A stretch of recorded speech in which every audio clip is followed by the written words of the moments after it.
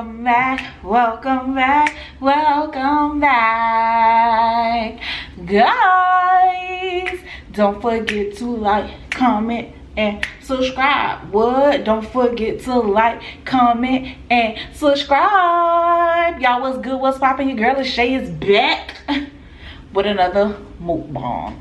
Y'all, so I have me some Samyang spicy lobster tails. Some lobster tails. And I have some cucumbers, lemon, and I have some flavors by Dame Dash Dip and Butter Sauce, which I'm going to put up here now. Can you see? Can you see it? Can you see it? Alright, y'all. I already have me some juice poured up, so no ASMR set action, y'all. But we'll cheers. Ooh, that's good. That's fruit juice, y'all. So, let's snack. I want some of this.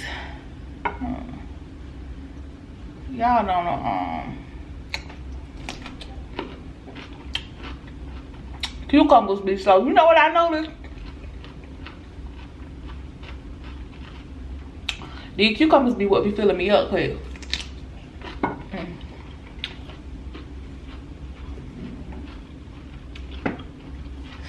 They full of water.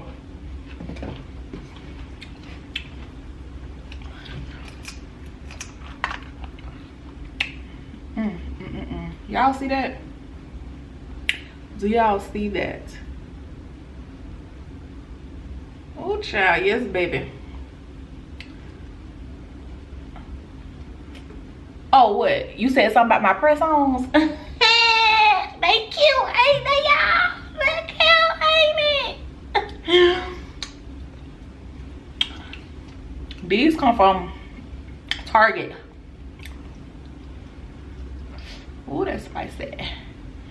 Spicy, spicy. Spicy, spicy, spicy.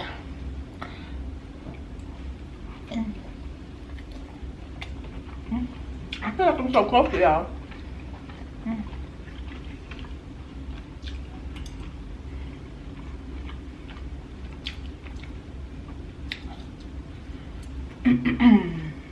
So how y'all doing?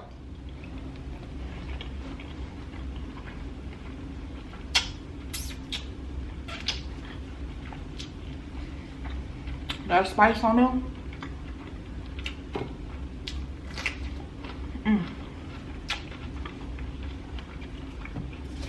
So y'all, I feel like we haven't done a book review in like what, 2-3 weeks? Yeah, it's been like 2-3 weeks. So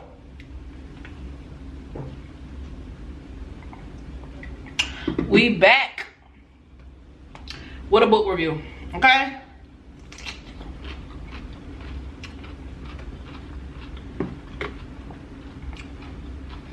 So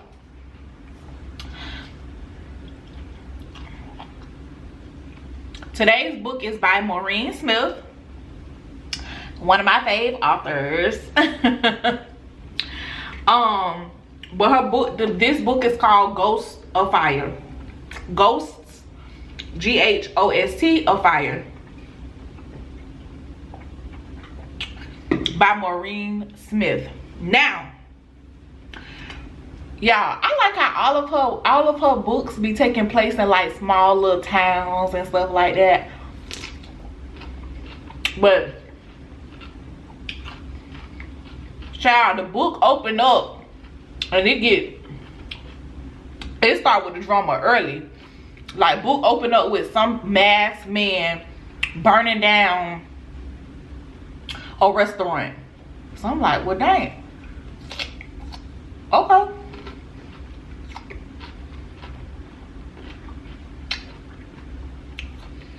So Rachel is one of the main characters.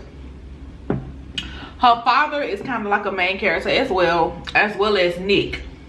So Rachel get a phone call from her dad.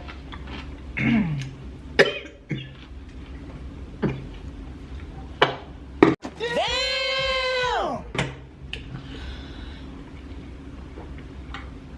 I could feel it on the side. I'm sorry, y'all. So Rachel get a phone call at night from her dad saying that the restaurant was on fire and it was gone. Like, total loss. Complete total loss. So Rachel rushed, of course, to her dad, like, who could do this? Who would want to do this? The detectives are interviewing them. And they just flabbergasted, like,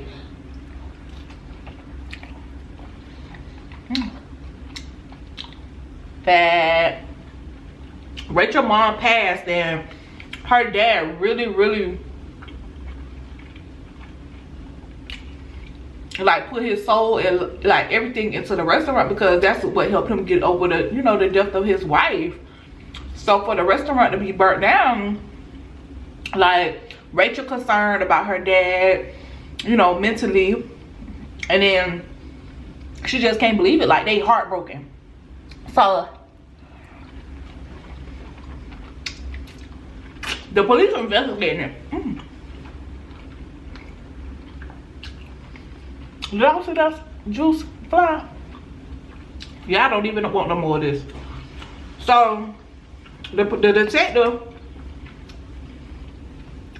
and the police, they investigating it, but the bad part is the detective that investigating it went to high school with Rachel, and evidently it's some bad blood, because the way that he like questioning Rachel and her father, like, he already assuming, or like he already did made up in his mind that they did it, that they burnt down the restaurant or whatever, right? So I ain't put no limit on these.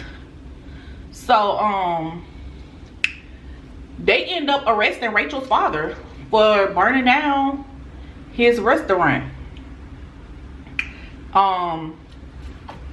So Rachel is like, my father is innocent, y'all got this wrong. She went to the initial hearing, and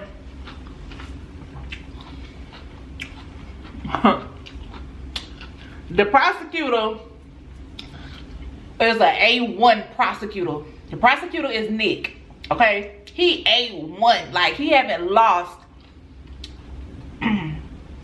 a case since he been working with the DA's office, okay? So everybody know him for his reputation, okay? He don't play. He gonna win his cases and everything, right? So she see him, and instantly she just loathes him. Like, she cannot stand him. How can he be trying to prosecute her father? Her father is innocent. Why they get on the elevator together, y'all? And at first she was gonna try to like be peaceful and cordial, but baby, Rachel could not hold it in. She went in on him. She was like, she really went in on him. I can't believe you trying to prosecute my father. He innocent, XYZ. And Nick just playing it real cool, like he Mr. Smooth guy or whatever. So Rachel is in advertising, so she you know, she basically like kind of go back to work, because it's nothing else that she can do, you know. She just gotta wait for the trial, you know, and y'all know that's a long process or whatever, right? So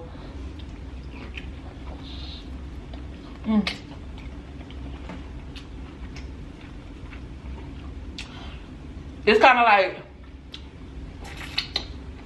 I gotta get on with my life, but at the same time I can't get on with my life because we got this whole, you know, hovering over our head. So Rachel get introduced to some businessman, and they basically want to hire her to kind of like redo their brochures, their website and stuff, because like I said, she works in advertising. When she went to go meet with the people, why the president of this group, because it's a like membership type group for attorneys, why the president of the group is Nick, the prosecutor. So of course she was kind of flushed a little bit, because here she goes, she got to meet her enemy again. Pardon me, excuse me, sinus is draining. So she got to meet her enemy again. First she wasn't gonna take the position, but they paying her good money, and she feel like, I can help, you know, my father if anything during this time. So she go ahead and take the thing, take the position.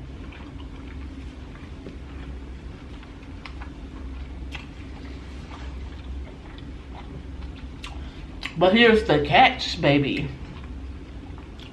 Since Nick is the president, she's gonna have to work with him a lot one-on-one to get like the approvals of the brochures, the ads, you know, the website, the fund, all of that.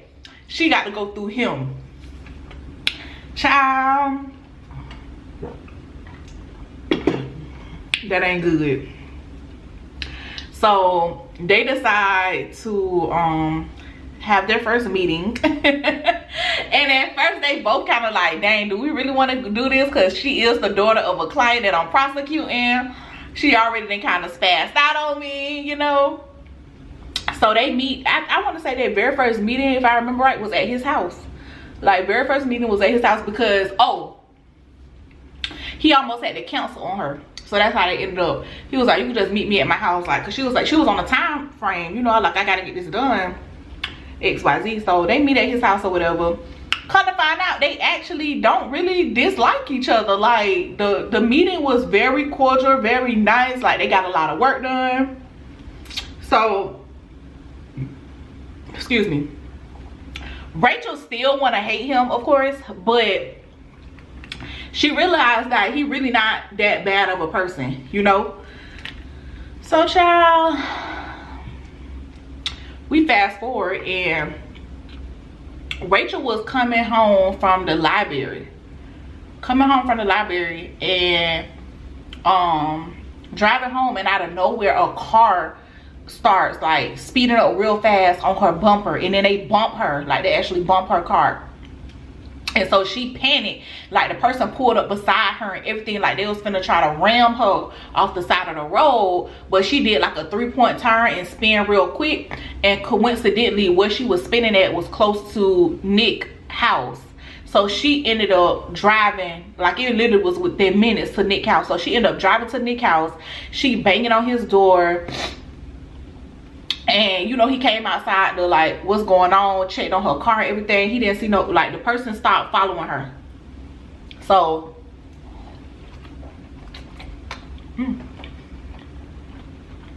I buy a piece of shell. So he was like, I think you should stay here. She was like, somebody really was following you, because he couldn't see the car. The car was gone by the time he came outside and stuff like that. So he was like, he didn't know if she was playing or not, really, like. But he was like, just in case if somebody else trying to hurt you, kill you, you don't know, like, just stay the night here at my house or whatever. Child, they realized like they actually have like a sexual attraction to each other at this point, child. So she the next time she was going back to her house, he actually offered to like check her house out or whatever, to make sure nobody had like been inside her house and stuff.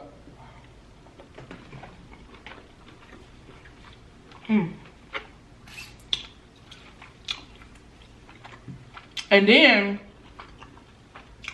Nick started feeling like, well, dang, is her father innocent? And he was like, I don't know, like, he got a sexual attraction to her.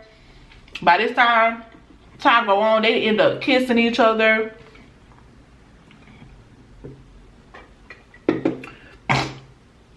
So the water's getting real murky, you know? The water's getting real murky.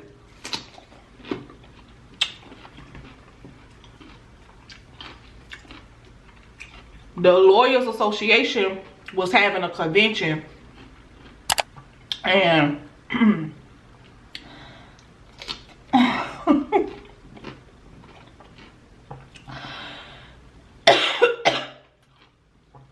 excuse me, y'all. They was having a convention and Nick basically requested for Rachel to come. Like I said, at this point they already didn't kiss before, but they realized like they attracted each other. They really don't dislike each other. There's attraction there. So Nick found himself getting jealous when somebody was like, a dude was like talking to her. So he ended up interrupting or whatever, asked her to have breakfast with him the next day, because they all staying at this big hotel or whatever. So she was like, all right. Child, brunch turned into sex, okay? And they realized like, okay, well, I'm thinking, man, we might be, you know, we might be onto something, you know? Bad news was though that when they got back to town, the witness that was supposed to testify, because it was a witness that said they saw her father burn down his building, the witness ended up getting attacked and was in a hospital. So now they really looking like, what the heck going on? Like, of course her father couldn't do it. Who trying to intimidate the witnesses or whatever. So it was just some that was mushy. It was just some like weird stuff happening surrounding the case. So that really made Nicholas like be like, you know, really start second guessing anyways, because you know he don't want to tarnish his reputation. He got like a winning streak or whatever. Is this whole thing like that?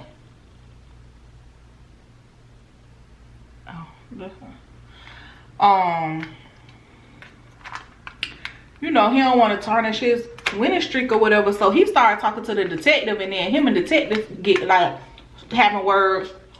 I remember the detective clearly have bad blood with Rachel from high school. Child, come to find out the bad blood is because he was he was literally sexually harassing Rachel when she was in high school. Like, he could not take no for an answer. She did not want to be in a relationship with him. She did not want to go on a date with him. Like, he messed up his whole football career. He was going to go to college and everything, because he wouldn't leave her alone. And now he investigated her father. Like, it looked real sus, you know? So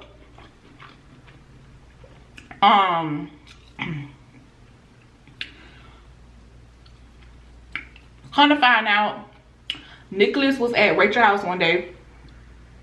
House was broken into. Everything was just destroyed in her house. And he saw a picture of somebody up there. And he was like, who is that guy? It was just like, oh, that's a childhood friend. But he died in prison or whatever, because they just couldn't find out. They couldn't wrap their head around who would want to set up her father, you know? Like, he was so loved, like, restaurant was popular. They just couldn't wrap their head around it. So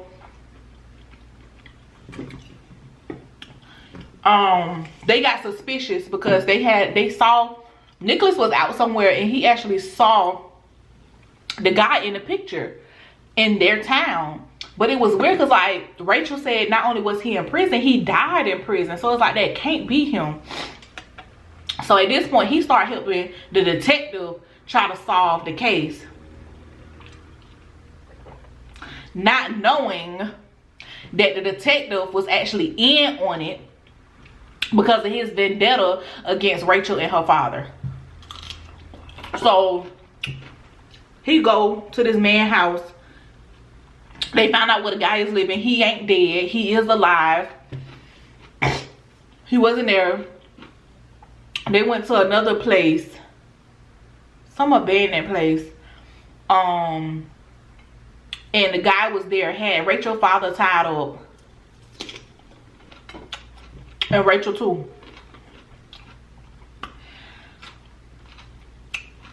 And he was finna set them on fire. Goes to fire. Come to find out, he blamed, from his childhood, he blamed Rachel's dad for his mother's death. But it was him and his, because him and his brother was like, they was just unstable. Like, they was out here committing crimes and all of that and went to prison. His mother couldn't handle it. Like, so she ended up committing suicide. But he blamed Rachel's father. So that's why he had burned down his restaurant. That's why he kidnapped them. So Nick, trying to be the hero, he ended up getting shot. The detective was like, I'm killing everybody, because he had his vendetta against Rachel and her father from high school. And he was actually in cahoots with the man. So he was the one who attacked the victim. It was a hot mess, child. Dang. But in the end, they realized that it was all a setup. And so Nicholas ain't have to lose no case. They just dropped the case. They apologize and stuff like that. But when I tell you, ooh, that spice went straight to the back. When I tell you it was a lot of twists and turns, and it's like, dang, why everybody mad at Rachel and her daddy? Like, what they do? And the reality is they ain't even do nothing. Because other people not taking responsibility for their own actions.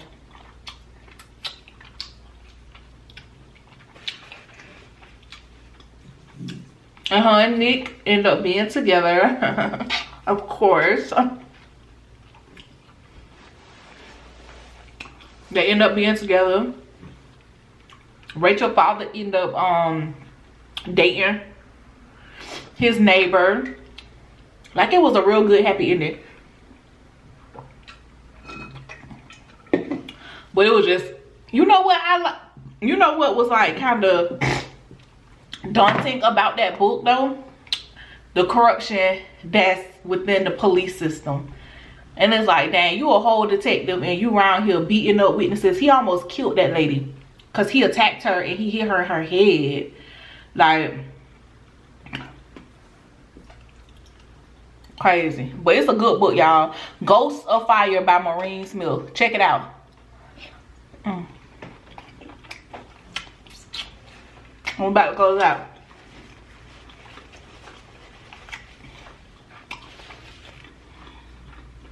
This was good. Y'all already know. Be who you are. Be beautiful. Don't forget to take care of yourself, because what? Self-care matters. Self-care matters. Self-care matters.